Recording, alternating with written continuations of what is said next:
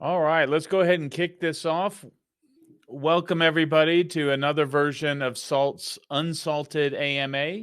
We are excited to be here with you. We have a number of members of the SALT team that are online and here to answer any questions that you have.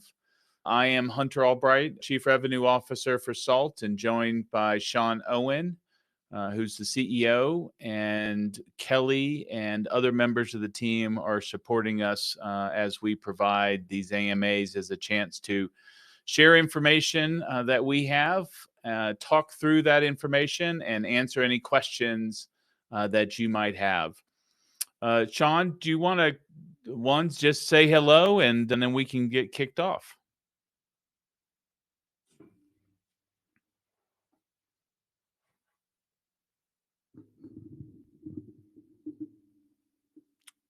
Shawn, are you able to just more questions? there we go. Shawn, we might be having a little bit of challenge. We're able to hear it. Yeah, you're back now.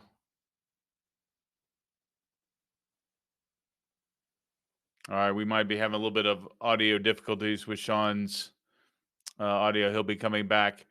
But it's been an eventful past 7 days since we talked last, both with the Celsius documents that have come out from the court, as well as obviously yesterday with the ETF, both the topics that we will touch on as we go through the session today.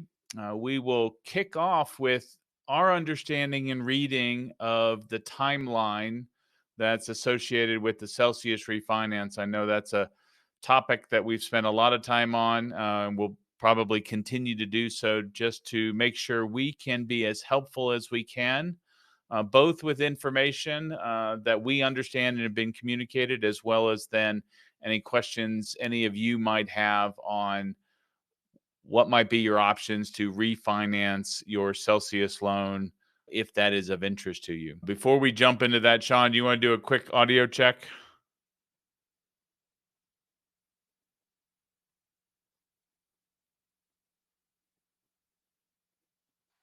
Double check my audio now. Yep, able to hear you. Okay. Yeah, hello everybody. Shawn Owen, CEO here. I didn't catch the first part of the question, but looking forward to getting questions and answers rolling today. There's a lot to talk about. We've had a lot of inflow of questions coming in from emails and chats. If we haven't gotten back to you yet, feel free to ask those questions again today. Otherwise, we'll be responding to you all shortly. And let's get looking forward to a great conversation. Excellent. All right, why don't we kick off? I'm going to share our understanding of the key dates now with the Celsius refinancing, and also then be able to have everybody confirm that's what everybody else is hearing and understands the dates to be. Two, we'll give an overview of how we are preparing for that, and if you're interested in getting your loan refinanced, then give you some paths to reach out to members of the team. And then also just do our best to answer any other general questions that you have or are coming up through the process. So the first thing just to note, if you do have a question that comes up, please add it into the chat on X and we can respond to it. Or if you want to, feel free to email sales@saltlending.com and a team member will be able to respond to you from there as well. So based on our reading of the court documents, there's two key dates that are important for any sort of creditors that are interested in refinancing to be aware of. The first date is January 17th. It's our understanding that's the date that you will need to elect and tell the Celsius whether you do want to refinance your loan. And if so, what currency, either ETH or Bitcoin, you want your settlement to be paid out in. That will determine and get the ball rolling in terms of our engagement and with Celsius in terms of helping set up and organize the refinancing efforts. And so what we are asking everybody to do is either before or right around or immediately after that date, be sure to get a loan request in with SALT. You can go to saltlending.com/. Celsius-refinance-solution, and you can get more information and submit your request there. That will allow us to collect your information and then reach out. You can equally also send an email to sales@saltlending.com and we can get you more information. Once you've made that election, the next key date on the calendar for all of us will be January 31st, which is the effective date. The key thing that we want to highlight is that for anybody that is refinancing your loan, the price that will be set in terms of what will determine how much crypto you get back will actually be determined on noon of the day your loan is paid off or essentially refinanced. So part of our process that we're going through and encouragement of everybody submitting a loan application and a loan request in will be to work with you to collect all the information, get organized so we can settle all the refinancing as quickly as possible to that effective date. And we'll be working with Celsius to organize that and be in communication. Let me pause there. Shawn, anything you want to add to that? And if people have questions, we'll get to those here then shortly.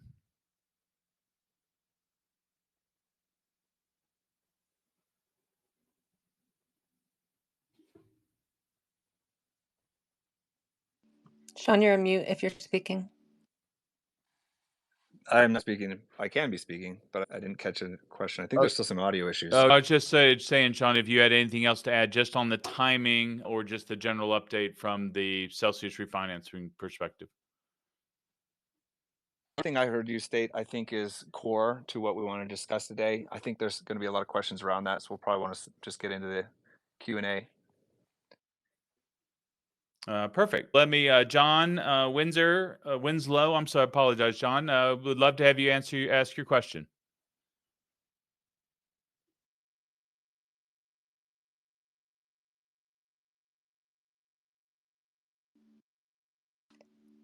John, you're on mute if you're speaking. Hey, I think the floor was given to me. I don't know if that was by mistake, but I did ask a question. All right, let's go ahead. We'll go ahead with you, Original, and John. Just when you're ready, after Original's done, we'll go back to you. It sounds like there could have been audio issues.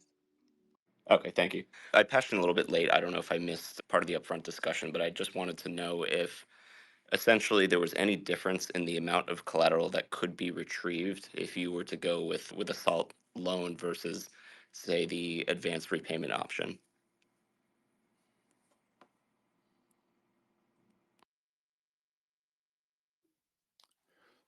When you say the advanced repayment question, just to clarify, are you stating, is there any difference if you paid off the loan with your own funds versus if you paid it off with the refund?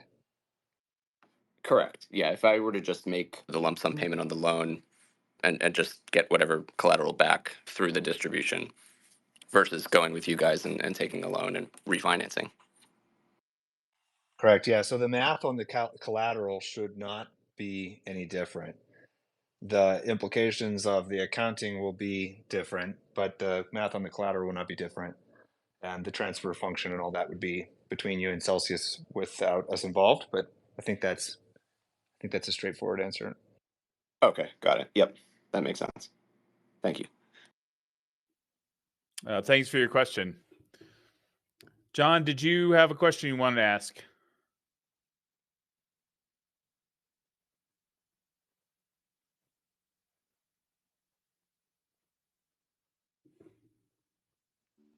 All right. John, let us know if you do, and we can get you back up. And John, also, I don't know if you can hear us. There's some audio issues been on the space so far. It's been a little buggy. I know there's a couple emails coming your way as well, so we can take it offline just in case we don't get the audio resolved.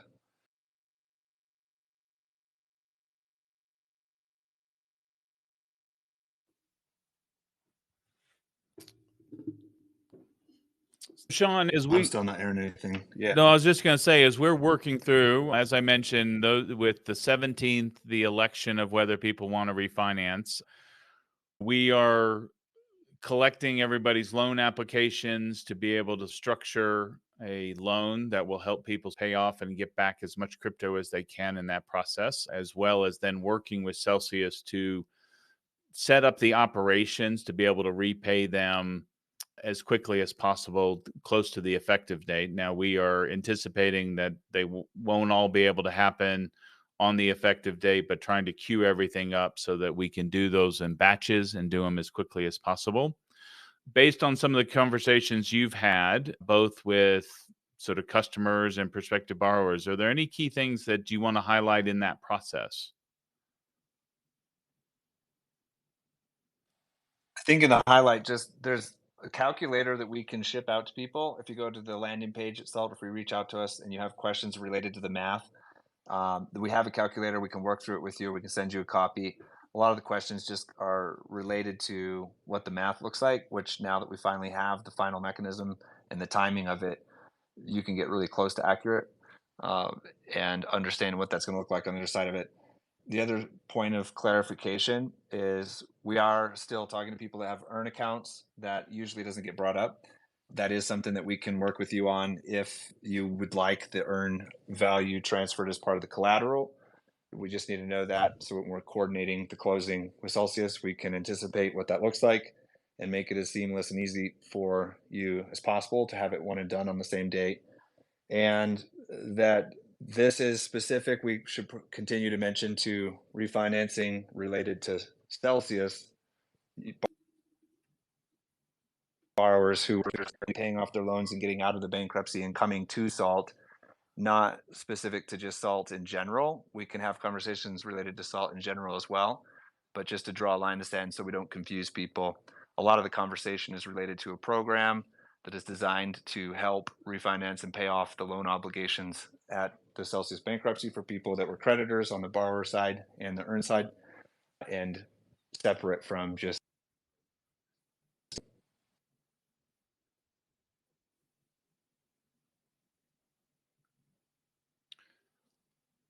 Dan, I know that you've been working with a number of both our current customers and current Celsius creditors that are interested in refinancing. Are there any key tips that you can provide just in terms of the process or any additional guidance based on what we've talked about so far? No real tips per se. If you have any questions or want to get into the top of the funnel, reach out to sales at saltlending.com or go to the landing page and fill out the survey there to start. Make sure you have the sell refi code attached to your account. That definitely gets you to the front of the queue when we start looking at as we approach this deadline. We're definitely putting our priority on making sure we get all the Celsius people through the pipeline as quickly as possible so they can report back to the debtor that they have an agreement to refinance. But definitely reach out to sales at saltlending.com and make sure you have that code attached to your account, and we'll reach out and walk you through the process. That's great. Thanks, Dan. Yep. Typing, welcome up. Would love to have you ask your question. Sweet. How are you guys doing? My question, Shawn, you mentioned that you can facilitate having your own portion transferred to you as well as collateral. If you do that, because I've got quite a substantial part in my earn, so it's going to be way more collateral than I need. Could you facilitate that, but then also facilitate getting that collateral sent to me? Because I am based in a non-US country, so I've just set up a Coinbase account, but I know they like to fuck around with people, and I've seen some people that once you set up an account, they don't let you trade or send and receive for 2-3 months, and I'm like fine comb their T and C's and information, and the information of various limits is very ambiguous. I'll be quite interested in a solution where get everything sent to you guys, but then whatever portion is above what the collateral needs to be sent to me to a wallet or wherever I want to. 100%. Yeah. So the key benefit that you're referring to would be that on the coordinated closing date where we are paying off the loan statement due to Celsius, the your obligation, and then they're transferring the full amount of the collateral to Salt. The benefit is that it's just done, and now you're managing it all in one place. Second benefit would be that you have a low LTV, so you're far away from risk and worried about margin calls or anything else. And the third would be that you could do a reverse margin call at any point in time, which is when you pull whatever collateral you need back to whatever address that you own. And that should be a much easier process than what you described prior. Yeah, okay, cool. The other thing I was curious about, so so you're saying that for the loan amount to pay off, that is the price for that is not going to be set at, you know, whatever date Celsius locks in the prices. Did I understand that correctly? So the way that it's written into the Strato filing and in all the legal documents is the retail borrower's obligation. So that would effectively be the principal due. That's the amount that the borrower borrowed and that Yeah. you'd have to pay back. So that part is what we would be paying if we were doing this as a refinance for you. The same thing that you could pay on your own if you were going to Yeah. pay off the loan. And that's the same amount that they'll be paying themselves back out of your collateral if you don't pay off the loan, which would be the liquidation event or the offset. And so that part is defined, and it's a US dollar value, and it should be pretty clear.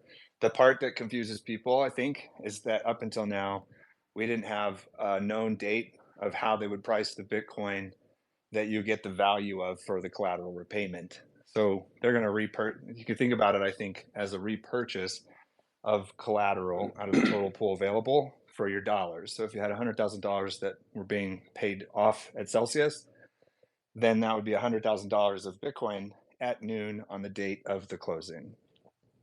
Yes, Hopefully that yes, helps yes. separate Yeah, those yeah, two. yeah, yeah. I totally understand all of that. No, so my question was, I probably misunderstood you then. I thought that you were saying that the date for the valuation of Bitcoin or Ethereum or whatever collateral you have would be different for paying off the principal you're paying off, but you're saying it'll be the same. So It should even be if the same. Yeah, it should yeah, be the close. It should be the date of payoff and the strike price at noon that day. yeah.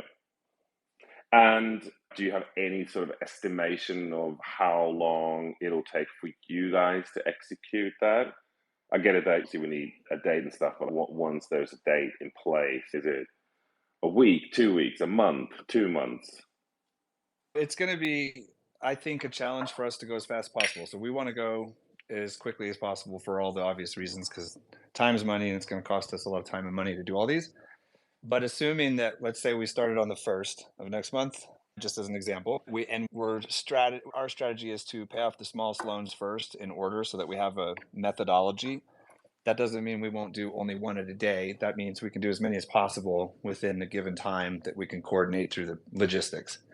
How many we can do, i.e., if we were to refer to that as like a bundle or a tranche in a day, we just don't know yet. I think we can do a good number of these, but we don't want to overestimate. So if we did the calculus and said, hey, let's be conservative and maybe we can get 3 or 4 done a day, just as a conservative estimate. And let's say that we're now calculating that across, let's say, 5 business days a week, we could easily see 2 to 4 weeks. However, our goal is to say if we can do the calculus and get a rhythm, maybe in the first couple of days we get comfortable with the process with Celsius and everybody's comfortable with it, then maybe we can do much larger numbers in batches and just close these out faster. That's our less conservative, but our target goal, if you will. But as far as how long it's going to take, we just don't know. We're just going to go as quickly as we can safely without making any mistakes. Cool, thank you.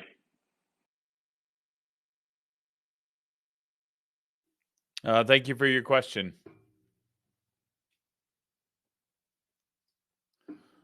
Yeah, very good. Do we have anybody else, or we want to open it back up for conversations? Yeah, we can open it back up for Yeah. conversations. We don't have anybody that has come up, but Shawn, I think that conversation has brought up 2 key points. One is we want to let everybody know we are working with Celsius to work on the operational elements so that we can, to the point Shawn brought up, look at how we can bundle things and move as quickly as possible. I think everybody has interest and motivation to get through the refinancing and get the crypto transferred as quickly as possible. The other element that did come up in that the previous conversation that I want to mention is if you do end up with excess crypto in terms of more than the minimum LTV that's required with SALT in through the refinancing process. One of our key features is you can do a reverse margin call to be able to extract out the crypto you want and move it into another wallet based on your preference. So that is being able to facilitate that. We will help enable that as we go through both the refinancing and then on the other side of it, the management of your excess collateral.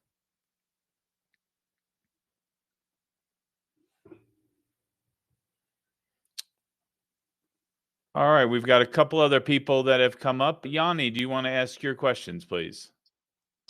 Sure. Thank you, Hunter. Appreciate the time, and I apologize if I'm asking a question that was already asked. So, I guess for my specific situation, if I'm looking to pay off the loan relatively immediately, my understanding is that with a refinance, I'm still getting back more crypto collateral than if I were to go with the set off, just due with the fact that my understanding is that we're treated as earned in that case, and therefore we don't have a choice of election between Bitcoin and Ethereum. So I'm just curious if, and maybe I hope it's not a conflict of interest for you to answer the question, but if it still makes sense to refinance just to get more collateral back. Obviously, we'd be paying a premium on the interest, but I'm curious what, because at the end of the day, I guess the question is, what is the way to get the most crypto collateral out of Celsius? Thank you. No, thank you for your question. Yeah, it's a good question, and we get this one a lot. So, and for everybody else, don't worry if it's a question that you want answered, just ask it. We've been doing these on a weekly basis. We have a live 24/7 AI chatbot, and we get emails and texts and tweets and everything else. So, like, our objective here is just to continuously have the conversation in Q&A format until we have answered all the questions for everybody. And so bear with us if you've heard this question and answer before. It's for the benefit of everybody getting to a level of understanding and full disclosure.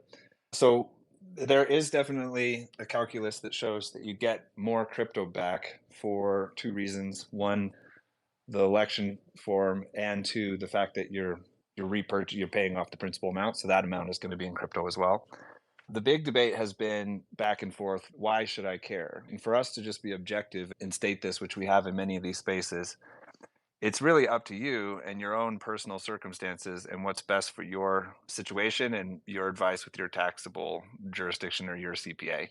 So all we can do is really explain the mechanisms and what the outcomes look like in either scenario. There's really three here. There's one where you take the offset, they liquidate you, you have a taxable event, you get the net offset as a claim distribution, and that's that. The other is that you take capital that you have, you send it to them, you get the treatment, they pay off the loan obligation, they give you the net amount of the difference plus the amount that you paid back in crypto at that point in time. And the third would be that same variation, but using a loan mechanism to effectively refinance it to say that you had collateral and a loan obligation, and now you still have collateral and a loan obligation, just in a different with a different lender. So that'd be I didn't sell my home, I just refinanced my home. That's the nuance there. And we can keep riffing on that to make sure we answered all the questions, but I think that's at the heart of your question that you asked. Yeah, I think just to go a little bit deeper though, the question, I understand a refinance is not necessarily a taxable event, but to move further, I'm just trying to understand out of those three scenarios, not taking into account the taxable event, where is the most crypto returned? Hypothetically speaking, I refinance with SALT and the loan is moved over to SALT, but then the loan is paid off immediately. And the question is, does more crypto collateral come back from that result than paying off the loan directly to Celsius? Correct. Yeah, Yeah. the answer is yes. You're correct. So if you refinanced and then paid off immediately, there would be an origination fee that you'd have to measure against the amount that you got additionally back. And I don't have the calculator in front of me. We could do some live math on the calculator if we needed to in some examples, but we've been just sending out a calculator. There's actually two different forms. There's one we created and one the community created. They both do the same math, but they're just laid out a little different. Sure. And it will show you exactly what the estimate is with all of the what was assumptions, but now we know that the actual timing. You can look at what that difference is. And I think everybody should be able to do their own math and figure out exactly what the savings is versus the time benefit. And that there's some other intangibles in there for what the previous borrower mentioned about the simplicity or timing taxable. If you take all of those out of the mix and you're just looking raw economics, I think you still come out net positive, but we'd have to do a live example to show you how much. And quick follow-up, where can that calculator be accessed? So if you go to saltlending.com, there's a Celsius page, Celsius Refinance Solutions, that's got an onboarding form. We're always saying we can't really do anything with anybody until they get an account and go through that process so we know, but it'll basically tag that process of onboarding with the Celsius code that then tracks it into the Celsius loan book. And anybody on the sales team, anybody here can DM you or email you those calculators and then work with you as needed in order to do the math if it helps. Great. Yeah, I'm already signed up, so I just wanted to see how I could access it. But thank you so much. I appreciate it, Hunter. Yeah, just email sales@saltlending.com and sorry, Hunter. Oh, that's all right. Go ahead, just Dan. email sales@saltlending.com and we can send you a link to the calculator. Awesome. Thank you, guys. Typing, thanks for coming back up. Feel free to ask your follow-up question. I was just going to follow up on my previous question around getting all of your assets from Celsius to Salt. Shawn or anyone, do you know practically what I need to do on my end if I want that to happen? Yeah, I think so. Let me just make sure that we're talking through the process. So if you have an account, you got a loan application, that spells out all the details. As soon as the details are expressed in there, we probably just want to note that in the conversations with Celsius, which you can do yourself through support, but we can do with you through the application process, that you want the full balance of earn transferred over. We just started having those conversations yesterday in more detail with Celsius directly. And so it's probably going to be a case-by-case basis that we'll just double check with everybody as we go, that if anybody had earn, we can make it easier for them if they want that election. And I don't think there should be anything else besides that. It's the most important thing is we just have to know if each person listening or that's participating does or does not have an earn loan or earn account associated with their loan. But I don't think there's anything else you have to do. Does that make sense? Yeah, excellent. Thank you.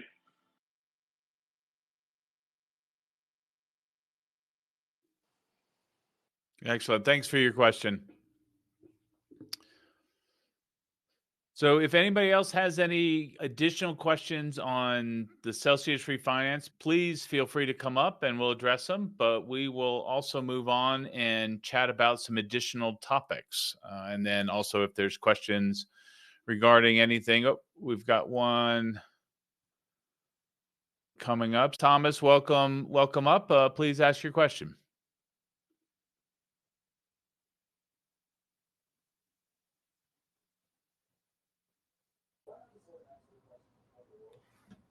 Thomas? Oh, I'm sorry. I was muted. Mine is just which I'm sure you've probably covered, and I just joined, so I apologize if I'm being repetitive. No worries. That's it. But my question is a mechanical one, and by mechanical meaning, I've gone through the process with Salt in terms of setting up an account and indicating that I want the Celsius loan to be repaid and the collateral to move with the new loan that will be from Salt.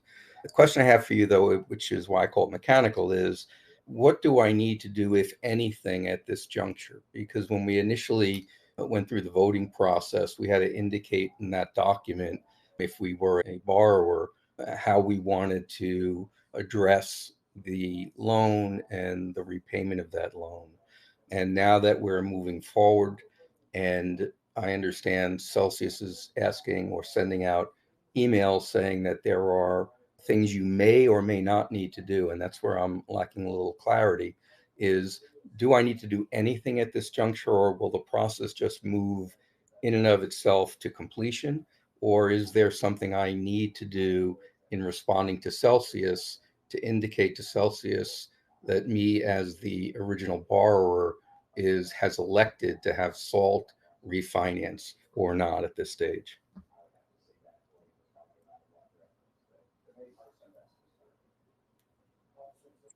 Yeah, so I believe there is an additional step.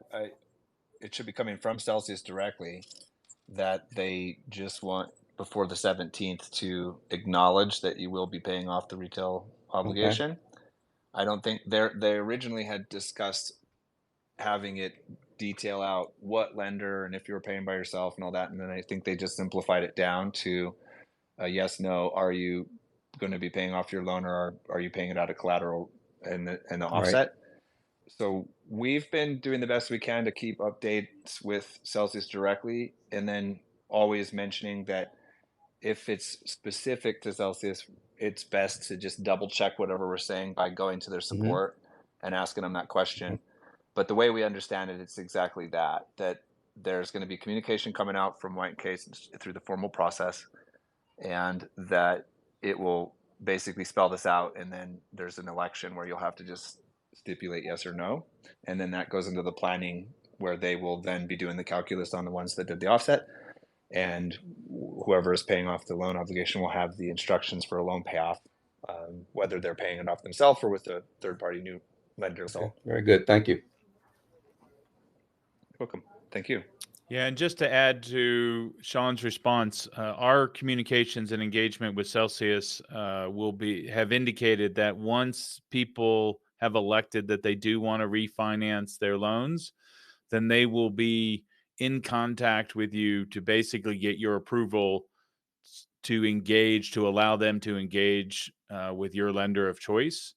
And that's we will be confirming lists with Celsius of who has submitted a loan request and a loan application on our side, and they will confirm that who they have permission from on their side.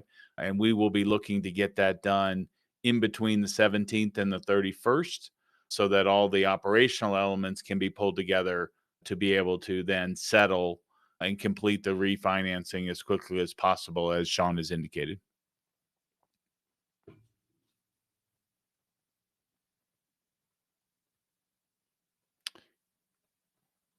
I hope that answers your question. Kelly, do we have anybody else that wants to ask a question? No, not at this time. Okay. If anybody else wants to come up, please let us know.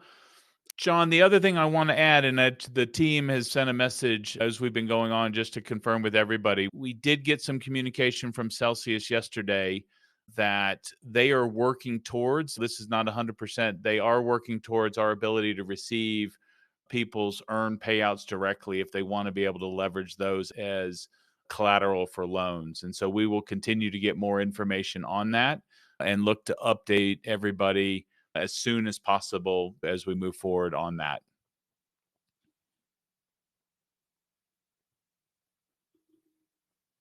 Yeah, perfect. Maybe we just recap for anybody new joining. This has been predominantly related to Celsius Refinance closing dates for people that are going to pay off their loan obligation, either through a net offset or for us particularly through Assault Refinance.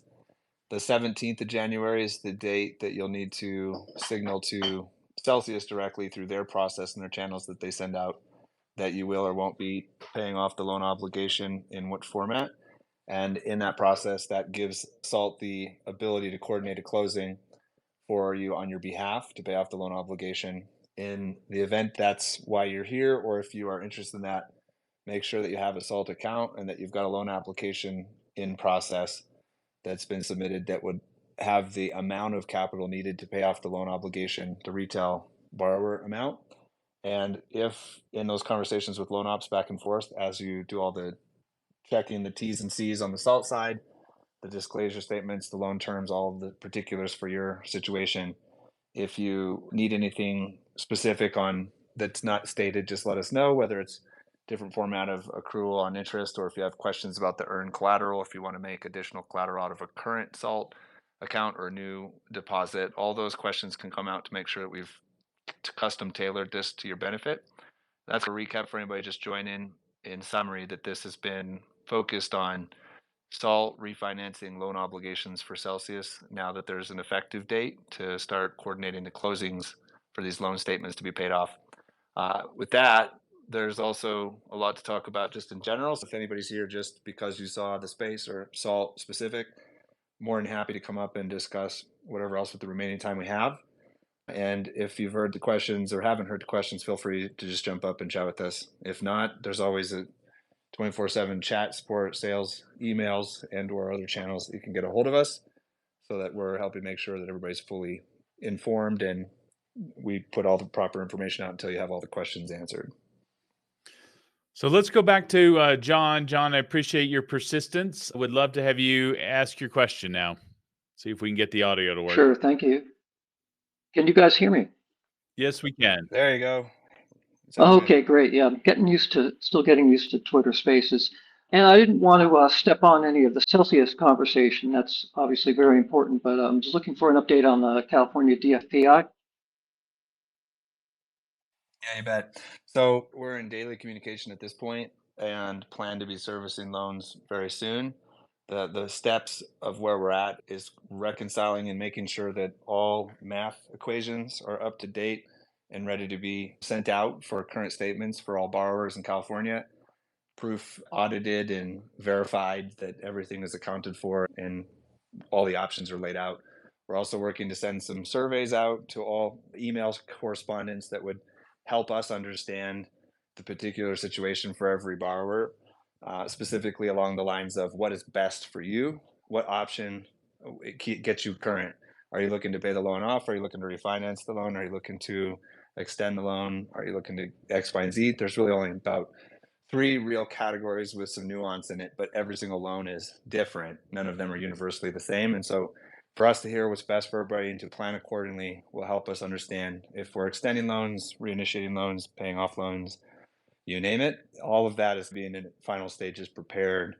And we hope to have some official updates here soon. But I think we are very close to being servicing the loans in full force. And I certainly get your point about the terms being different. For example, my loan was set like 2 years ago, and I'm curious what my options will be. For example, it seems to me that in general, based on when my loan was originated, the existing terms would be quite attractive to extend to the current, to the present, or to the Right. future. But they include Stackwise BTC, which obviously is a pretty good bet at this point, or in retrospect has worked out. So I'm wondering, is there going to be an option to pay that catch up with the BTC in arrears as well as the interest that I owe, et cetera? I'm just wondering if you've thought about that. I couldn't find Yeah. anything.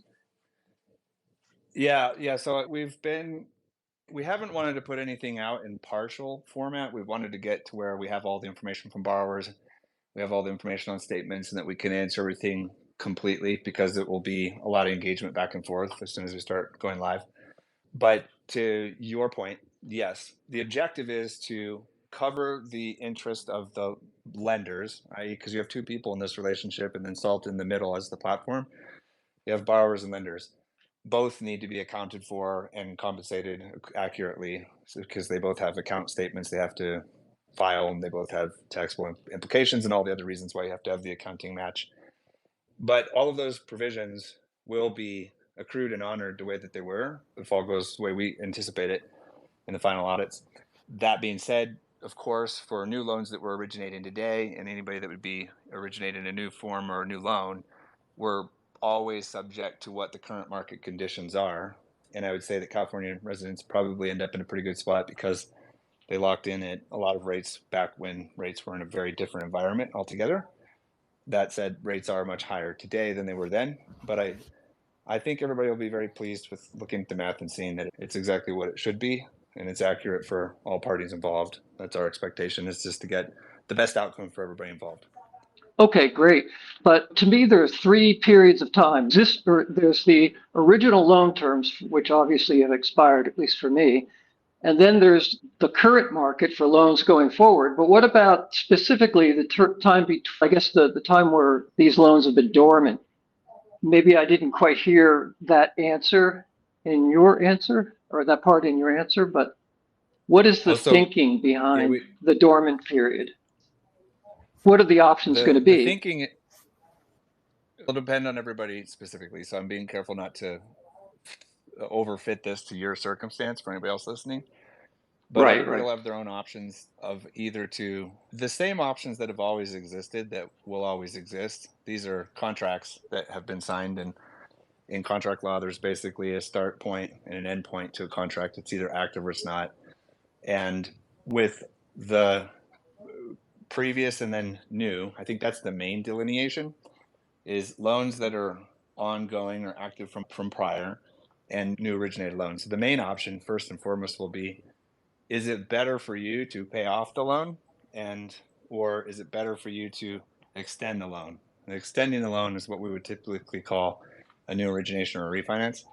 Sometimes there's an upsizing of a loan that a lot of people will want. They'll want to say, hey, I have a lot more equity value in my account right now. I'm going to want to upsize and borrow more against the loan. But you could still think about those as new loan agreements and new terms versus a closeout. There's a loan payoff in simple, and then there's a loan origination at the highest level. So the thinking is just mechanically to continue to do business at any point in time, whether a loan had originally had 5-year terms on it or 1-year terms on it, there's still each individual contract has to be accounted for and then either extended into a new loan instrument or closed out. Got it. So it's, yeah, I was going to say, so it sounds, go ahead. No, it's okay. I was going to say, of course, if I were doing the sales pitch, we want to keep customers for life. We want to keep people happy. We never want a loan to pay off forever for the wrong reasons. We always want it to be for the right reasons. But we're always servicing whatever is available based off of the circumstances that are best for the borrower and the lender. So it sounds like if I just wanted to pay off my loan and pull my collateral, the original terms would apply and there would be no negotiations over. I guess what I'm trying to say is that are lenders going to be looking for interest between the time the loan matured and the time business resumed or not? In which case, my loan is complicated by the stack-wise equation. I guess I'm still a little unclear in terms of what lenders are going to want for that. So the stack-wise calculation comes from SALT. So SALT is accounting for that. That's right. A reward that comes from SALT. The lenders just want the principal back that they lent out. If you were the lender and you had $100,000 and you lent it to somebody in a contract, you're the creditor. Right. You're expecting the loan to be repaid. So it's very straightforward when you think about it just from the lender and the borrower's perspective. Okay. We can get off the topic of specific loans, but can you tell us if the California DFPI has put any restrictions or requirements on SALT going forward that you can disclose or that have any effect on customers? No, at this point, I would want to make it a formal statement because all these things become public record. When you have a license, it's public. When you're the reporting person or the control person, it's public. When you update any changes to your business model or plans, it's public. And so when we do these spaces, we do as much as we possibly can to be educational, but we always disclaim, hey, the real terms and conditions are going to be things that you signed or things that are public. And in this situation, there's always an ongoing relationship with every regulator. That's how you apply for a license and then it's granted, and then you continue to maintain that relationship on and off throughout time. And in the past, there have been periods of time where we've had a license restricted and then unrestricted, but it's usually a process of just making sure you come to an agreement, and any consent orders or stipulations are always predicated off of both parties are on the same team, right? We're on the same team as the regulator. We all have the mandate of wanting to protect the consumers. In this case, we have two parties that we're protecting, the lender and the borrower. California has all of its residents that it's protecting, but we're aligned in that ethos. And so as soon as we have something that goes to public record, I would speak about it in great length because it will be referenceable. Right now, I would say it's a binary outcome. Either you're doing business in a jurisdiction or you're not. And once you're doing business in a jurisdiction, you're following all applicable laws and regulations. And so we expect to be doing business in full force, following all applicable laws and regulations. Got it. Okay. That's a great answer, actually. Thank you. And I have one more sort of big picture question, which is, one of my top concerns is just the idea of having my collateral not in my own wallet.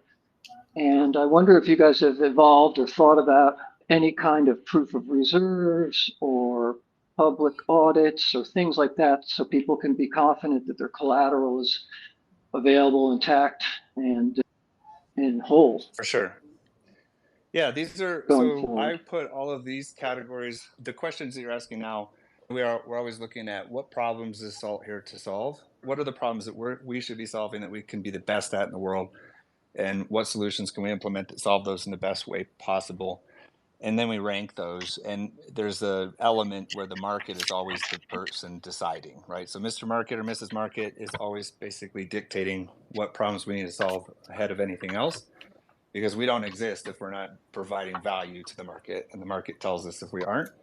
But in the vein of what I would call transparency, trust, I think of us as being in the business of trust. If we lose trust with our customers, we don't have a business.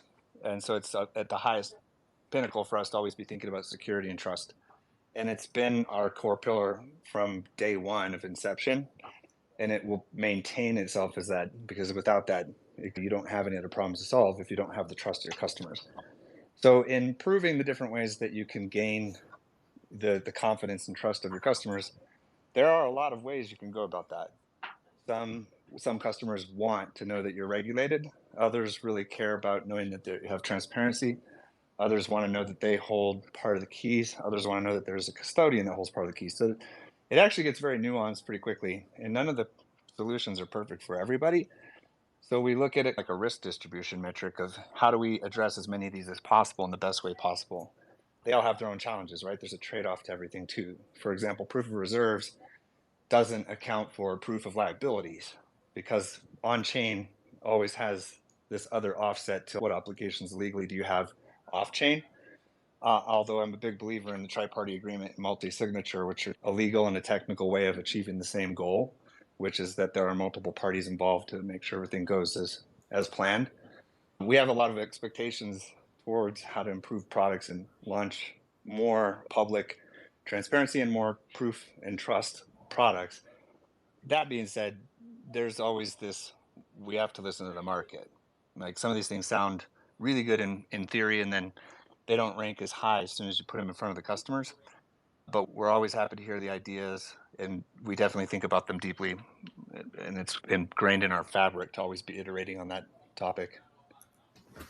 Yeah, thank you. That's actually a really good answer, because if you do look at Kraken's proof of reserves and then go down and look at the caveats at the end, there's some pretty big holes in the whole process.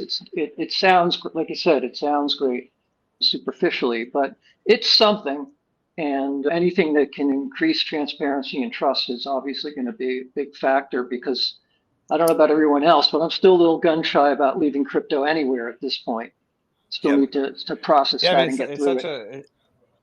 it's such an interesting topic, right? And I think we could go on this for a long time. I'm not saying we should all day, but even just the debate that's been going from day one with Bitcoin about not your keys, not your coin, versus the benefits of, say, as much as people may not recognize this yet, there's a lot of protection that came from being in the Celsius bankruptcy versus if you just had those keys on your own and you lost them.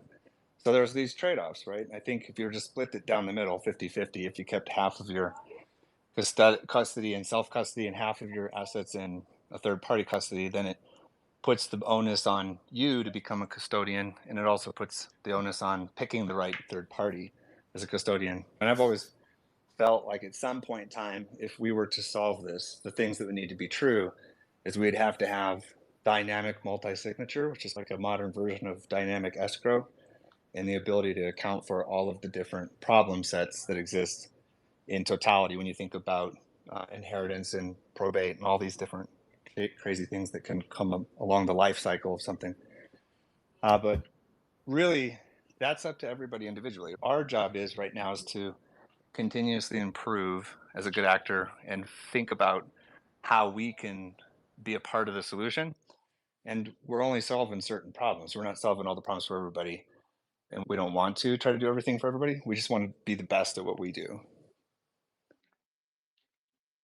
I appreciate that. That's excellent answer, and I appreciate your thoughtfulness on that. And I'll just end by saying this is like my third disaster and personal disaster in crypto, I should clarify, but it just seems like it's all still possible to happen again. So I guess we all need to grapple with that still.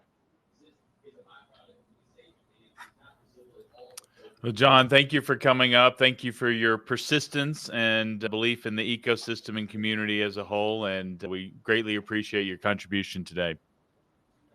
Thank you. One thing I want to move on, Thank you, John. Good Life will have you up next. But one thing I do want to add to Shawn, what you talked about, and I think some of the great points that John had brought up, is that we are actively working on being able to bring out and release and launch a range of products based on people's different custody needs. We mentioned earlier in the AMA about the SALT Lend program. If you want to learn more information about that, please go to saltlending.com/lend. That is, we currently have an ability to allow accredited investors to take advantage of putting either USC or USDT to work. But part of that program is the ability to enable us to have additional borrowing options with different custody constraints and custody requirements, so that today we have a variety of different ways that we fund loans, one of them being the use of what we refer to as basis borrow. And so that requires a different level of access to the collateral. And so the more we get in and have different funding sources, then that allows us to open up different products. And the one other thing, Shawn, I want to add to what you said and remind people on is one of the core elements of our main borrowing product is stabilization to help protect the value of your assets should there be a downturn or in periods of high volatility. And so in order to do that does require that the assets are sitting within our protected environment to be able to move quickly and help protect your value. But as I said, we are working towards a greater range of options. And as Shawn indicated, wanting to be able to have options that really tailor to your level of comfort, both in terms of acting as a custodian and your desired mix of products. Good Life, would love to have you ask your question.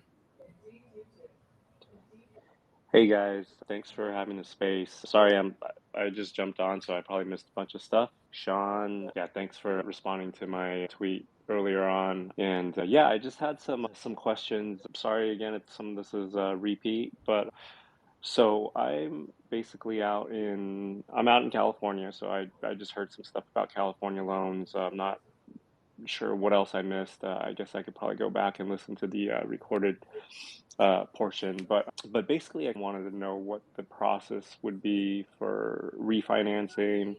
You know, it's a little unclear. I've been in the loans Telegram group, and it's a little unclear of how the collateral, how much we get back and stuff, and how that's transferred over.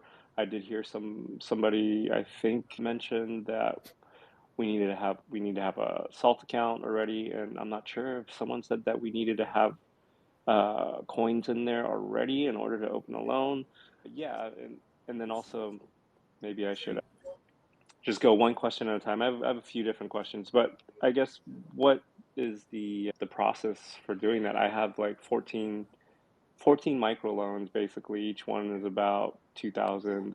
The highest one is 5,000, and my principal is like 45K, and I have 4.5 Bitcoin and 25 ETH up for collateral. Everything's at a 25% LTV. It's obviously a pretty bad situation as far as how much collateral I have up for the principal. So anyways, just wanted to get some clarity and see if this is a good option. Yeah, there's quite a bit in there. Let me just see if I can generally address some of this, and then I do think we're going to have to go one question at a time just to make sure we don't mix the categories. So in general, first and foremost, I would say there's a landing page dedicated for Celsius Refinance that's got a survey form that basically allows for tracking to know that you're coming from the Celsius side of things into the loan app process.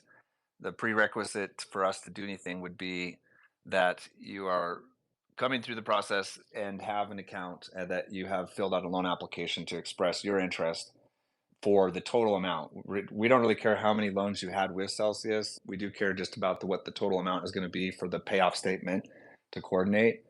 In your situation, I'm going to disclaim also, just for everybody, that we're really sensitive to making sure that we are not promoting or selling or soliciting anything to you outside of people coming to us, which is where this started. We had a significant amount of an ad hoc group from the Celsius borrowers come to Salt and say, can you help us?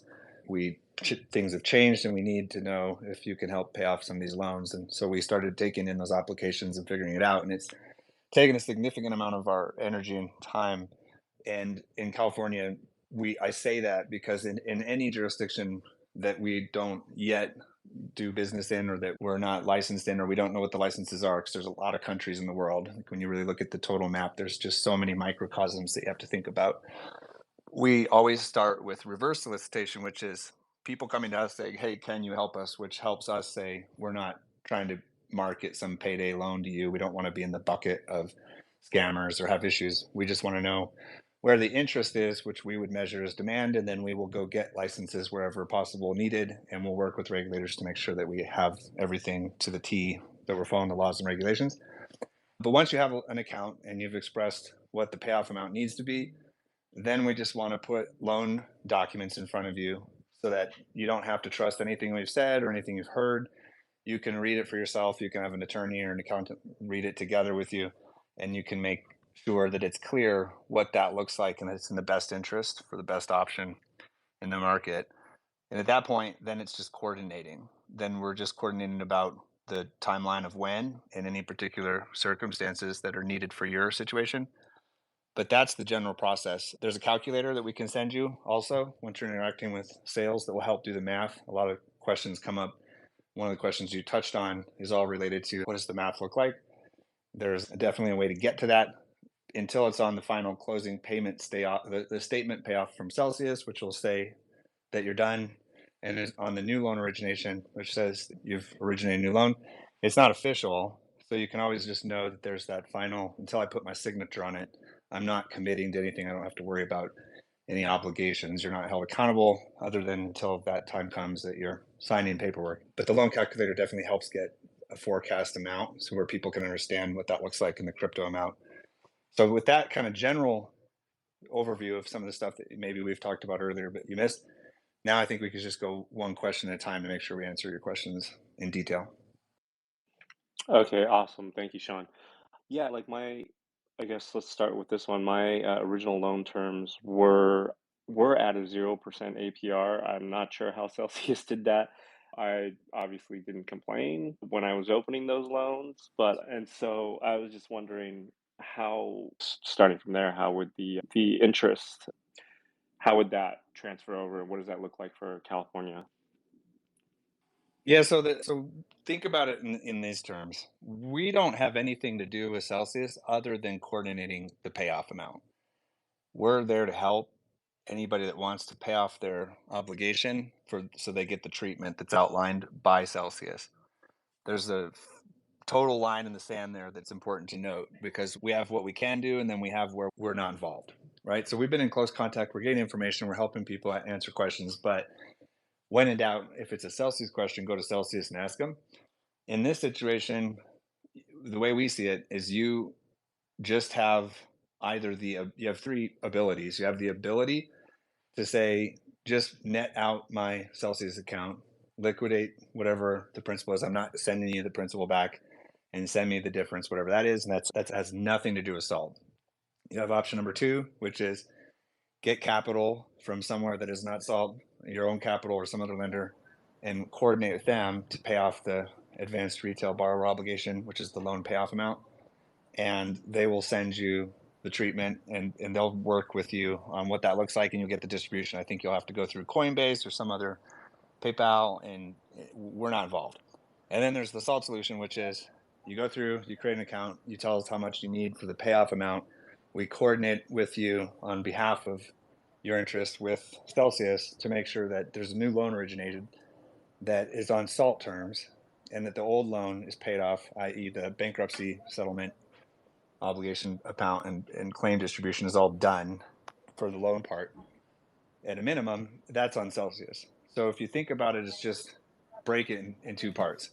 If you're clear on what SALT can do for you, and then you assess that and make your own decision if that's the best option for you, if you have other options that are better for you that don't have anything to do with SALT, that's number one. And then all you got to do is consider what we can put in front of you, which would be based off of market conditions, the best possible rates and terms and conditions for your circumstance that we can give you today. With California, we're going to run through and check with the regulator that they're okay with everything related to any new loans in Celsius specifically, because we just want to make sure that there's total transparency and good standing, that there aren't any open questions on whether we should or shouldn't be doing business and what that looks like. So there is a separate category of loans in California, but that's true of every jurisdiction. It's just we're talking about California because we're currently working on getting reinstated there. Where other jurisdictions, everybody's got their own rules that you have to follow. They're different. None of them are universally the same.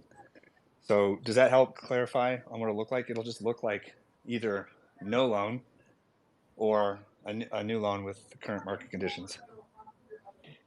Yeah, I think that clears up a little bit, gain a little bit more clarity. So if SALT were to take over the loan, so SALT would end up paying off the principal, and then the collateral, the leftover collateral, would transfer over to SALT, and Correct. that's basically the process. Like, I don't need to put up any extra collateral or anything like that. No, you can, and depending on what your net total amount looks like, that would be on the loan statement. Like you would have an account with SALT, and people put collateral deposits in and pull collateral deposits out all the time. So that's a daily event for us. And we're just there to facilitate. It's your deposit, whether you want it on SALT's platform or off SALT's platform. As soon as the funds are on SALT, then it's just completely a known quantity, and we can work with you directly, and whatever is best for you, we can service that. It's only this part of paying off Celsius and for you, that being a done deal, and them sending all of the collateral to SALT in one shot. That part has to be coordinated because of the bankruptcy process. If they were doing business like in the past, we would just coordinate a payoff, and it wouldn't be a big deal. You just do it quickly, and we'd sign power of attorney. We'd take control of the account with you.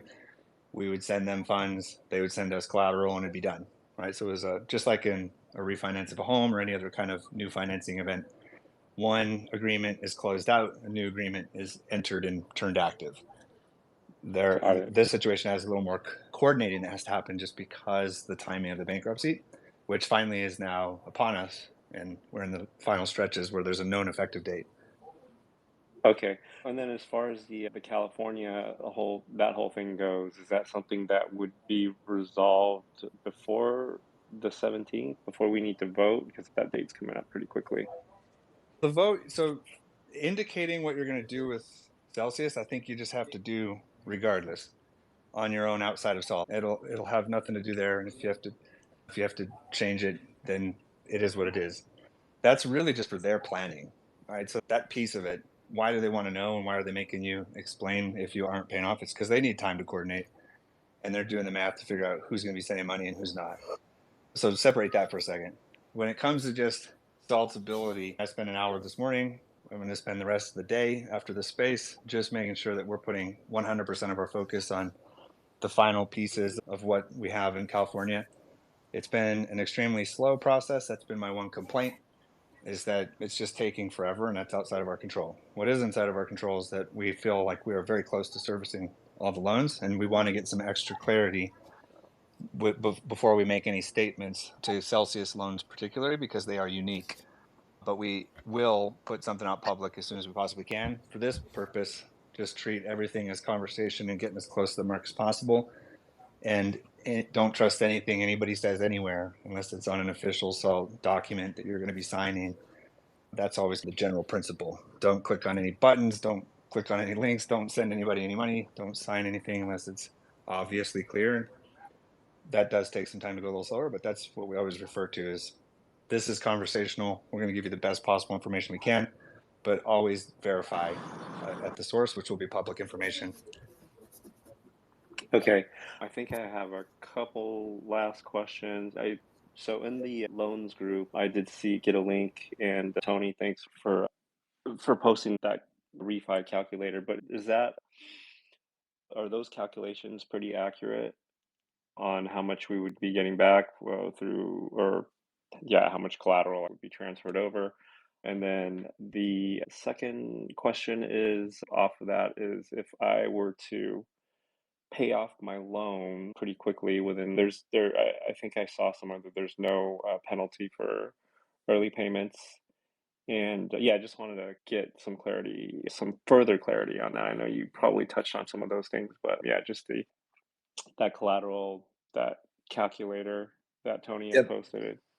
Yeah, so there's a community-driven calculator, and then there's a SALT-driven calculator. And my kind of disclaimer with calculators would be when you go on the web or if you get any kind of calculator, it's there to give you the best estimate, and it should be pretty accurate. The one piece of information that was not known until recent that still has one open question inside of it is the date of closing. When you pay off the loan, the principal amount is going to be it's going to determine at the strike price that Celsius has determined at noon that day of the payoff. That will determine how much collateral. It should just be the dollar amount that you owe divided by the collateral calculation for at the price at noon that day. Will tell you the coin count that you'll get back for that portion. But you can make the best estimate because all you're talking about is price sensitivity today. It doesn't change the value amount. It's just a standard equation from dollar to Bitcoin denomination based on a certain time, which is pretty standard in finance. And so that'll get you close. I think it'll get you very accurate. Of course, that being said, until you see the final paperwork that states out the AM table and the payoff and all the rest of the details in writing, it's still just an estimate. Okay, got it. So basically just based on the price of coin or ETH on the day that you close it out. Correct.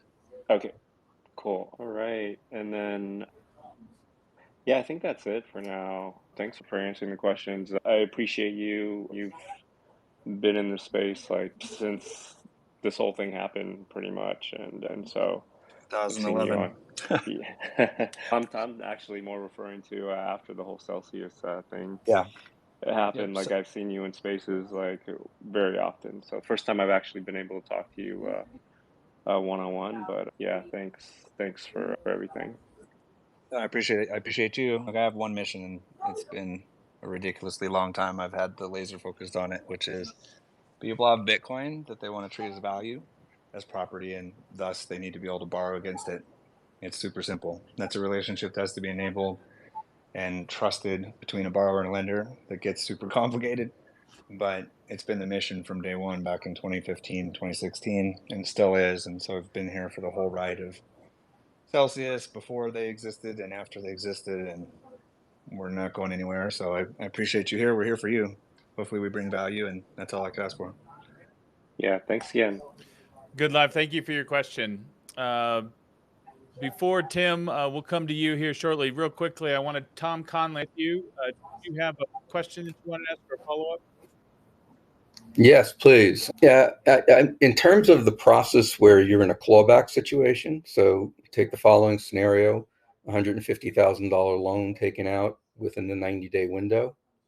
And so ostensibly, if there's no clawback, I would be seeking to refinance and take a $150,000 loan from SALT to repay Celsius.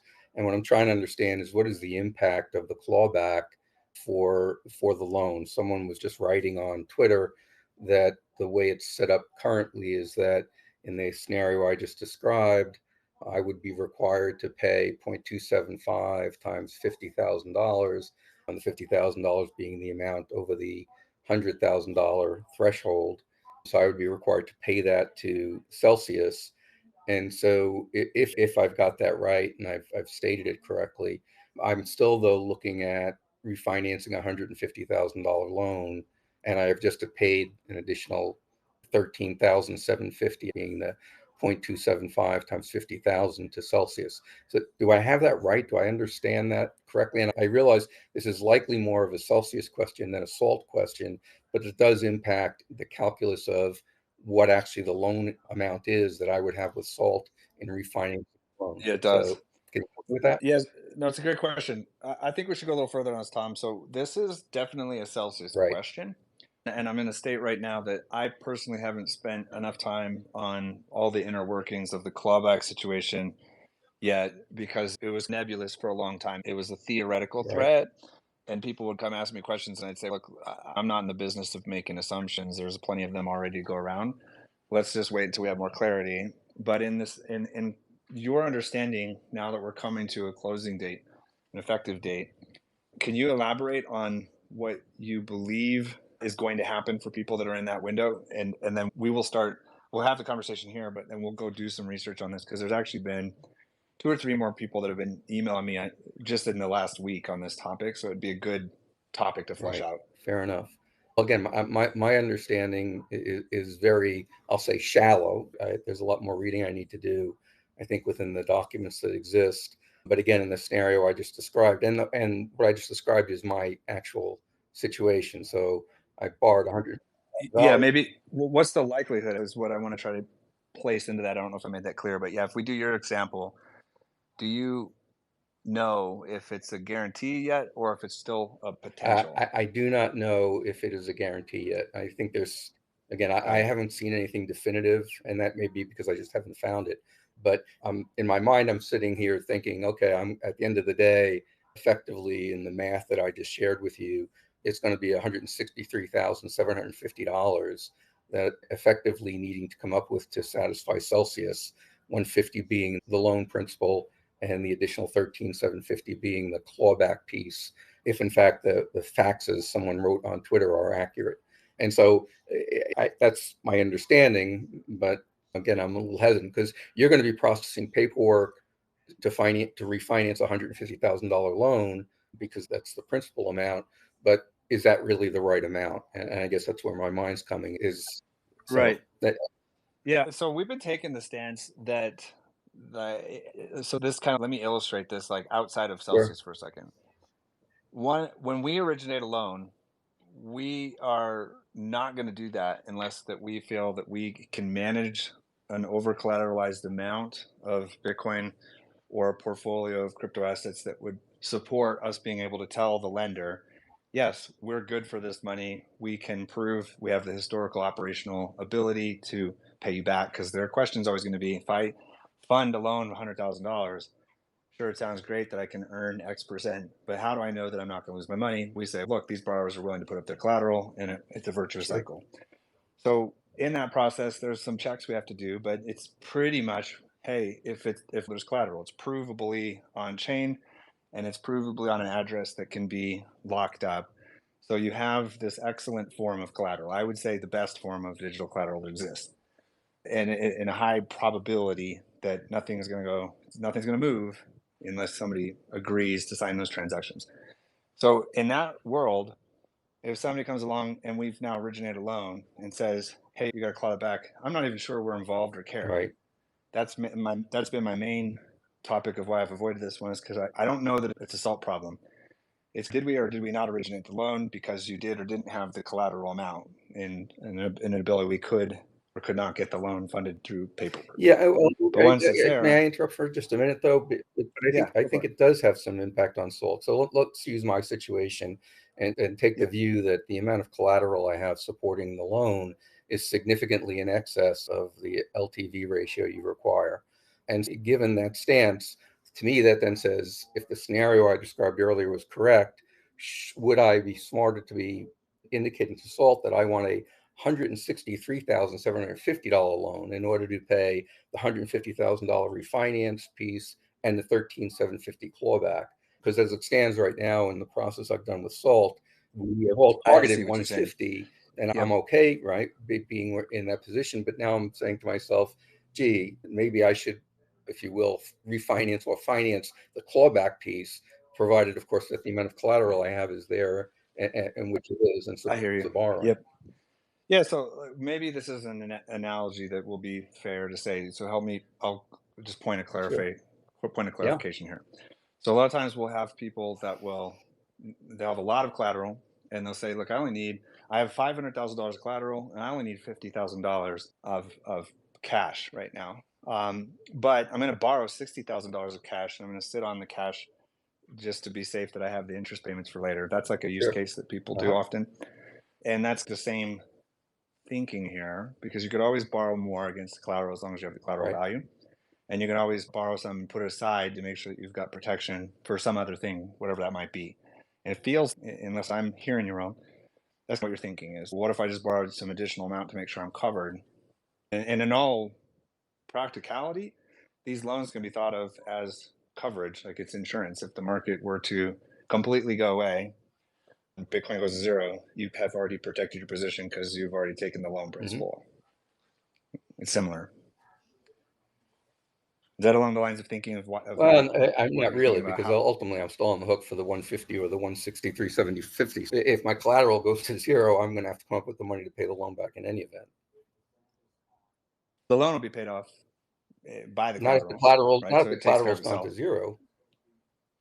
It doesn't go to zero overnight. Right? Hopefully, so like, yeah, I agree with that. Well, yeah, why SALT exists is to answer that question. So all the years back in the past, in 2014, 13, and all these years I'd be talking to bankers about this, I realized there's only one thing they want to know. What's the form of collateral, and do you have the ability to perfect it? Which means, can you make good on the promise if I lend you money? That's what the bank is looking to do, to underwrite. And in that equation, in this situation, SALT exists to answer that question. To say, yes, we can make good on the lent capital, period, because we have the ability for people that will take possession of the Bitcoin and or can sell the Bitcoin fast enough that you don't have that problem anymore. And I joke about this, but you can't even imagine the hundreds of times I'd be sitting in a room and somebody would ask me the question, what happens if Bitcoin goes to zero? This is back in the earlier days. And so that answers that question. So you're making some assumptions. I shouldn't probably say it's going to go to zero overnight. That's like we have bigger problems. Yeah, exactly. So in reality, it's just a matter of one of these loans, by definition, if defaulted on, like if somebody goes away, never comes back in price, it either goes outstanding or eventually closes itself out. In the situation of liquidation, it goes to zero. There's no more obligation for anybody because it's all paid off. And so then, as long as you've covered what you needed inside of that, that's why I say some people use it as a way of saying, I've already borrowed X amount of cash against my Bitcoin. If it goes to zero, I at least know I had covered my loss. I understand. That's one use case. I understand. Okay, it helps, but again, we're in a way where you and I at the moment are talking about hypotheticals in a sense, because we don't know the fact. And this is very helpful, at least in terms of, I'll say, getting my mind thinking in the right direction. Because again, the documentation I have filed with SALT is at the 150 level. And I assume that could be modified relatively easily. If in fact the clawback is there, I have to pay it. And do I then want to pay it out of my pocket, or do I want to use the collateral to increase the size of the loan? Yeah, absolutely. I agree with you. There's some unknowns or theoreticals here for just conversational purpose, but as the facts become known, just let us know, and we'll work to make the best circumstance for you. And thank you very much for your time and your counsel. I appreciate it. Yeah, thank you. Yeah, thank you for coming up. Joseph, would love to have you ask your question, and then we'll come to Tim. Hey guys, hey Shawn, I was part of the loan group since basically day one. I was on the original steering committee, and I've been involved for a long time. So I don't know if anybody said this, but I just want to thank Shawn. He has been involved with this process, really, with the steering committee on loans for a very long time, trying to come up with a loan solution. I think he was the first person we spoke to way back when about trying to get something like this done. And now here we are, right? We're asking questions about the process that came true, and it looks like it's going to be great for everyone. And finally, like a closure for the loan group, and people get to refinance the loan. So Shawn, I think everybody owes you really a clap here, because you were one of the first. That being said, I just wanted to ask a question about New York. New York is always, New York and Connecticut, strange jurisdictions. On your term sheet, it does not list New York as a potential problem, but when you go on the website and you create an account, and you put New York as the state, like if you just pretend you're trying to originate a loan, it does say, hey, we're unable to, we'll let you know when we get to this jurisdiction. So I just wanted to see if there's any issue with that. And second thing is that, just more of a statement, you probably discussed it before I got on, but the selection to refinance and then submitting that through Shreddo, everyone should have gotten an email, right, that's labeled urgent notification, and you have to go to they give you a link, you have to enter a password that they gave you in that email, and you have to select, I want to refinance, and then it puts you into the process. But I just want to stress, and I think there's going to be an AMA with Tony and David Adler tomorrow about everything, but you don't have much time to do it. It's Wednesday, January 17th is the deadline to select that. If you don't select it and you don't get that form back to Shreddo, it's an automatic set off. Hopefully people know it's a very short amount of time. Yeah, so that's it. Thanks.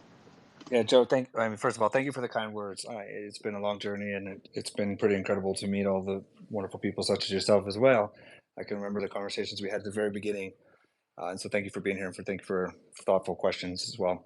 It is urgent for sure to get this out, and that's one of the main reasons we're running along today on the AMA. And we just wanted to get as much clarity in tandem with Celsius on the things that we can help put disclosure out and inform the public out. We'll be participating tomorrow, I believe, in the AMA as well. But I don't know if we should be emailing everybody we have on this topic. Maybe we will. Otherwise, we've just been making it very known. That's correct. There's a form that has to be answered and through the official channels from Celsius and Stretto. That is the election, whether you are or not, and otherwise there's the default. That is true, the way we understand it, and very important and urgent. To your point about to your point about New York specific. So it's a difficult one to solve in the user interface to accommodate. So we end up doing a lot of conversational parts once we get into the loan application. But in general, the way the platform works is we are on the internet, available pretty much anywhere in the world except for where we would geo-block or just block ourselves.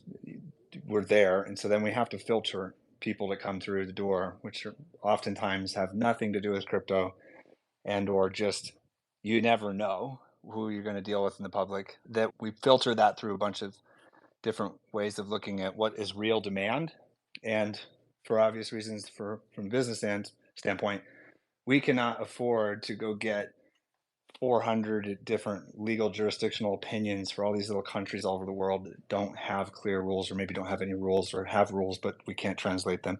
So we only really focus on where we have provable demand. I'm comparing that globally just to then section in on the United States with the 50 states that are all totally different. Some similarities, but surprising amounts of differences and nuance. And New York being one that's got some licensing requirements that don't honestly make sense for our business model, but they do make sense in lending in general, but you still have to apply.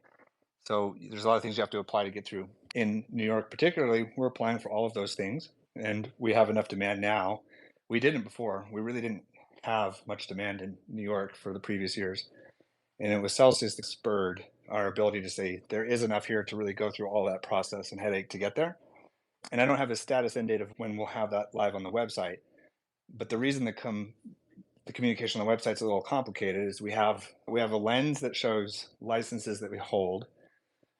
That doesn't show you what exemptions exist or places in the world that don't require licenses. So it can be a little deceiving if you only look at that. And then we have a lens that shows where we don't lend, i.e. North Korea, for example, sanctioned areas, and that list. And then everything in between is based off of demand mechanisms, status of where we're at, or possibly they don't have any rules that outline anything related to this business model yet. And in New York, we're just taking it from the reverse solicitation. Okay, we've had enough people outreach to us. A lot of that was from the ad hoc group and wanting to be a part of a solution for the Celsius pain. And now we're pretty far through the process of application for all the different regulations that will exist there, including what has to happen to get a bit license and the rest. It's just not formal enough for us to publish any of that on the web, but it will get published on that licensing page as soon as there's officially granted licenses. Do you have a little more how could I put it?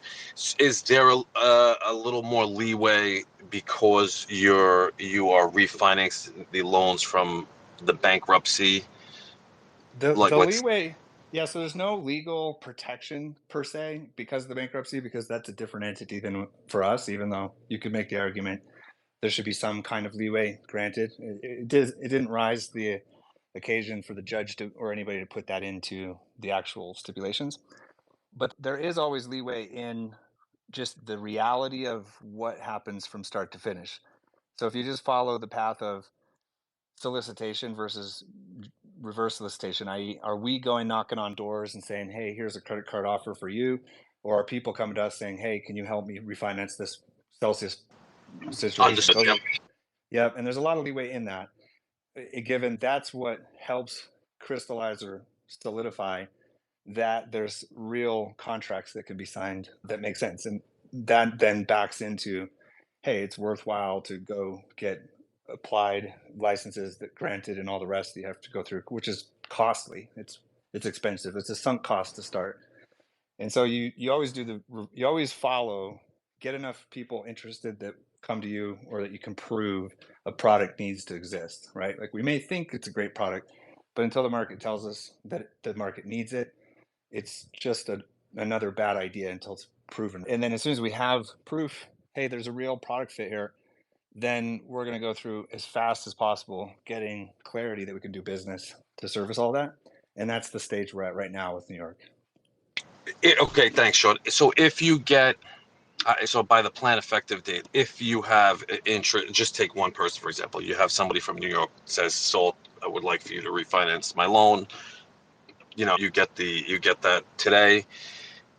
Do you think it'll be in place by the time everything the transfer has to take place, like the payoff? I do. I think that we're working as fast as possible, and it's a risk calculation always. For example, let me just put a hypothetical. Say there was some place on the planet that you want to do business because you had a bunch of customers that want your service and they come to you.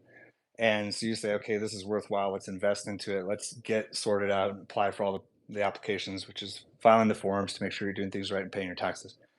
And the repercussion for not doing it right, generally speaking, is that you would get suspended or lose your application until you can rectify it, and or possibly pay some fine, usually not that big. We're not talking about the layer of what kind of business is not like we're selling firearms or something where there are huge repercussions. It's finance and there's repercussions, but sometimes the fees are as high as say $10,000.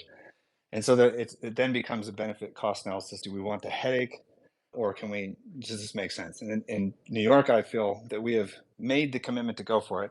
It used to not make sense. People would say, why would you want to do that? There's no customers, and it's just annoying, and they're all in Miami anyway. That used to be the argument. The argument now, it makes sense. And so we've hit the gas on it, and I'm optimistic that it's not that hard once you apply yourself to just fill out the forms and get in line to do it the right way, right? It's not actually that hard. It's just oftentimes you don't want to do it because there's no benefit to it. Yeah, I think I'm involved with finance in New York myself, but they have loosened up on the idea of crypto and lending and things of that nature. So I think like you said, it shouldn't be that hard. Plus, Definitely just with the ETFs yesterday. with the ETFs, Yeah. personal knowledge of just Celsius, there are a lot of larger loan holders from from New York that would want that option. So I'm That's sure right. you know that. That's right. And we're pursuing it as fast as possible to make sure that it's above board and clearly disclosed.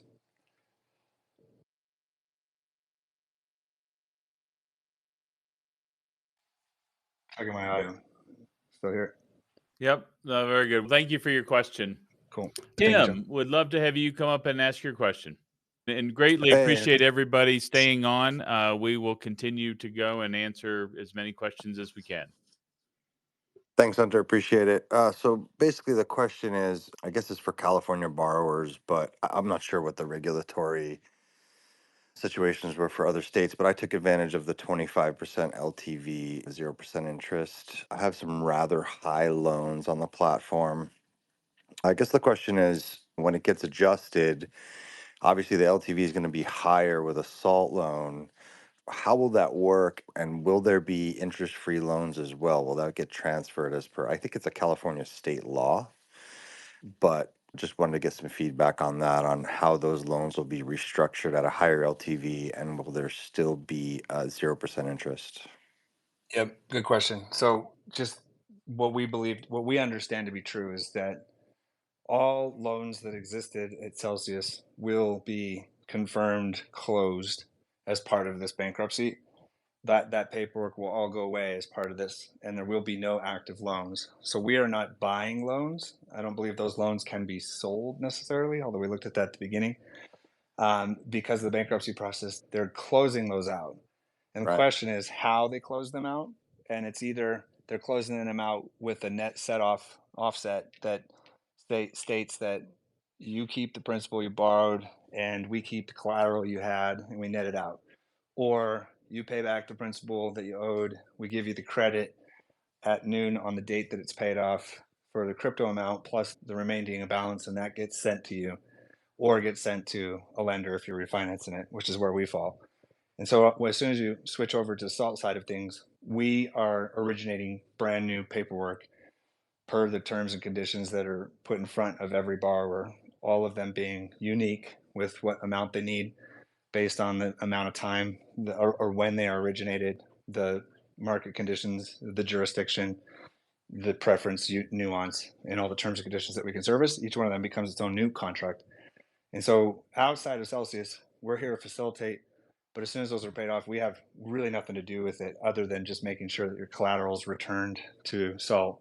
Otherwise, we won't pay it off. So that's a mutual benefit to both parties. And then SALT is going to be originating loans that for you, let's say in any circumstance here, you would want to not rely on anything we've said today or anything else other than the loan documents that you get sent to you, which you should have ample time to read all the T's and C's, ask us all the questions, make sure you're totally comfortable with it, make sure it's a good fit for you.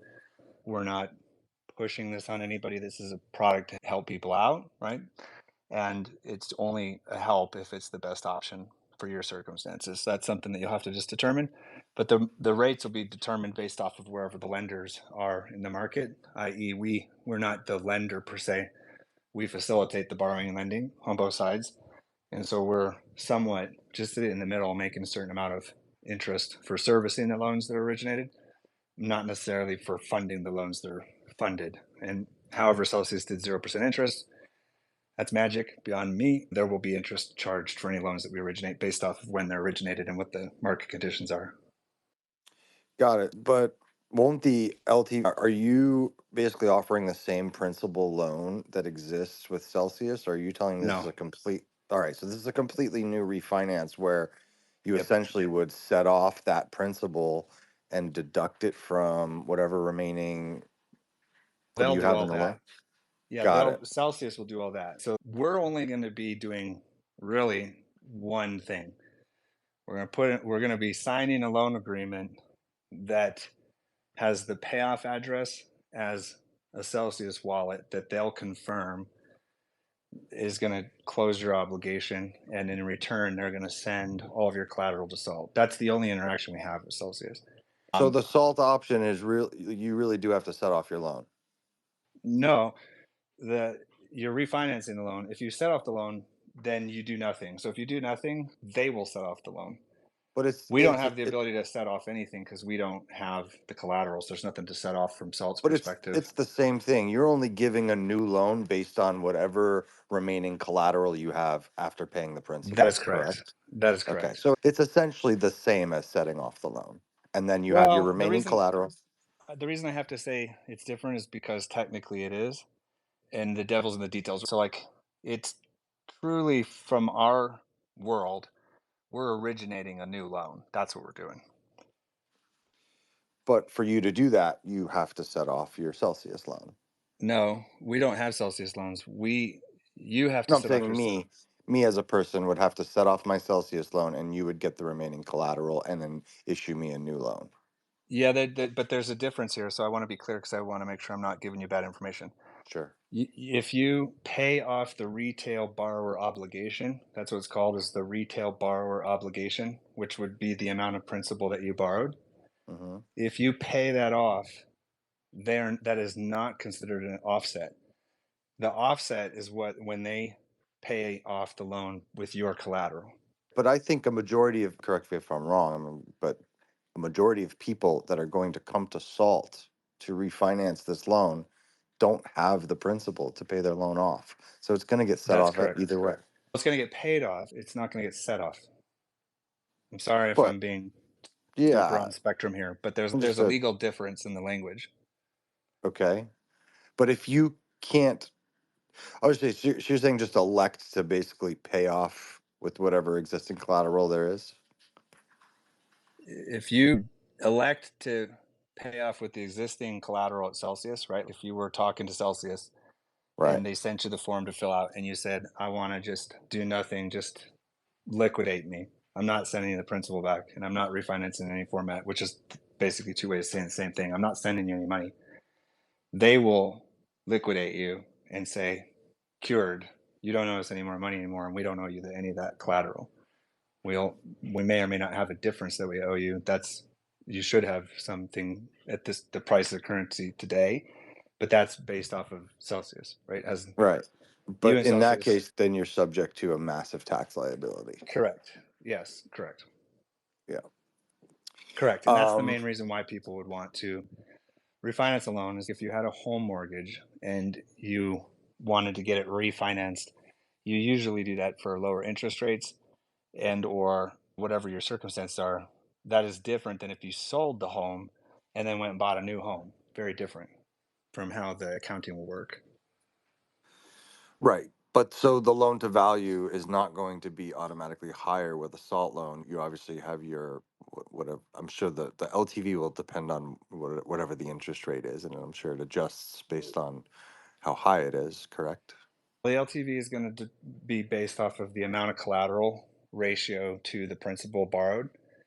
The interest rate is going to be based off of the lender market, like how much capital do we have on the platform from lenders to lend out, supply and Right. demand.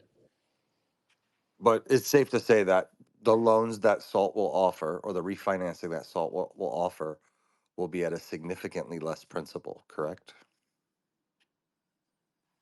The loans that Solid will offer will be at a significantly less principal. I don't know if I follow.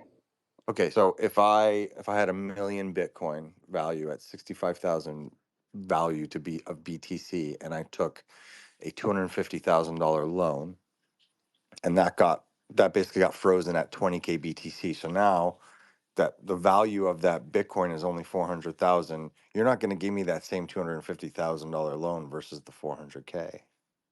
We're going to give you whatever loan we can originate based off of confirming the amount of collateral you have is over collateral. So, however we get there, as long as it's over the limit of LTV threshold, meaning 70%, we'll talk to people if it's higher, if it needs to be higher. But Uh, we have a limit where we will say you have to have a certain amount of collateral. I'm strictly speaking to SALT, just the day in, day out, business as usual, how we originate loans. You have to put the collateral up on deposit for it to be proven that it's there. And then based on that collateral value, you can see how much loan to value you can borrow against it. mhm. And that's what would end up being originated. So in your scenario, whatever amount of collateral at today's price, so however many Bitcoin get deposited to SALT at today's market value will be the amount of value you have. And then up to the LTV limits is the amount you could borrow. And as long as that is enough to pay off the Celsius refinance, then we can be a facilitator of that. If it were not enough to pay off Celsius, like if there was not enough collateral there, which that used to be a concern when prices were a lot lower. Today doesn't seem to be a concern we're getting from a lot of people, but it's still based off of every individual's loan is different because everybody's got a different collateral and value amount that it's going to be originated Got at. it. Got it. And so is the calculation now, it's safe to say that it's just shy of 20,000 that Bitcoin got got locked in at in terms of value. So if we have This might 20 be this might help. This might be helpful. Sorry to interrupt you. I apologize, but Sure. we have a calculator that we can send you if you email Okay. sales. I'll try to DM you also, but if you sales@saltlending.com, or if you go through the loan application with Salt, we'll give it to you. But there's a calculator where you can put in your exact inputs in and basically get to a forecast of what amount of collateral you're going to get back and what the new loan would look like. Okay. That I think would be super helpful just to make sure Sure. that there's Yeah, if you could DM that to me, that'd be great. You bet. Okay, thank you. Tim, I thank didn't you mean to for cut you your off, Sean, just wanna make question. sure. And if anybody else has any questions along this theme, please do email us at sales@saltlending.com, and the team can get you a copy of the calculator that Shawn has mentioned, as well as dive into more of the specifics regarding your refinancing scenario with Celsius. And we've got one more question. BCP, would you like to come up and ask your question? Yeah. Hi, guys. Can you hear me? Yeah, we can. So I guess I don't want to recap. I know you guys have been, and also I appreciate everything you guys have done. But on these loans, so let's just say in my situation, there's 50K in loans. I've got 6 Bitcoin at Celsius. If I combine, because that's what's going to happen, right? All the other coins, everything is going to get turned into either ETH or Bitcoin. As far as the earn account, the collateral, is that correct? First off, am I assuming that's how this is going to be, that it doesn't matter what coins you've got, it's all getting turned into either ETH or Bitcoin? That is correct. Your payout in That's right. crypto will either be ETH or Bitcoin, as which of your crypto payout in terms of your total mix. Okay. And even on the loans, again, if the loans were PAX or ETH or Bitcoin, it's all just going to be a Bitcoin payoff to Celsius, basically, right? To cover that loan amount that's going to come from you guys. So let me, I guess, recap a little bit here. So when at the petition date, your crypto got converted into a USD claim at the rates that are published, and that's part of the calculator that you can see. But it was roughly, I think it was $19,200 for Bitcoin.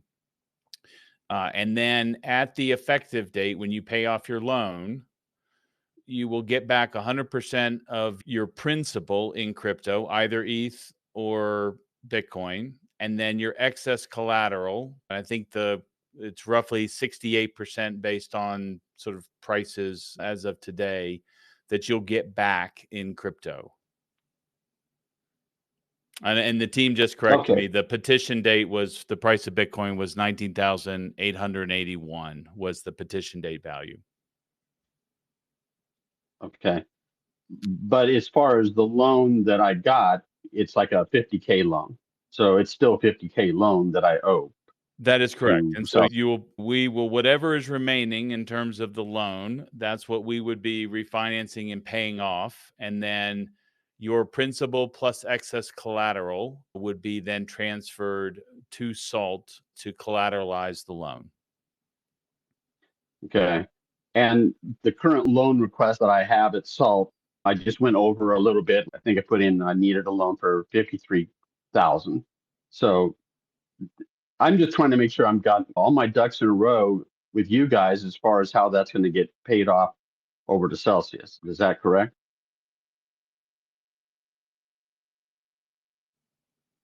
In terms of the operations, so once you have made a loan application with Salt, we will coordinate, and you've elected to have your loan refinanced.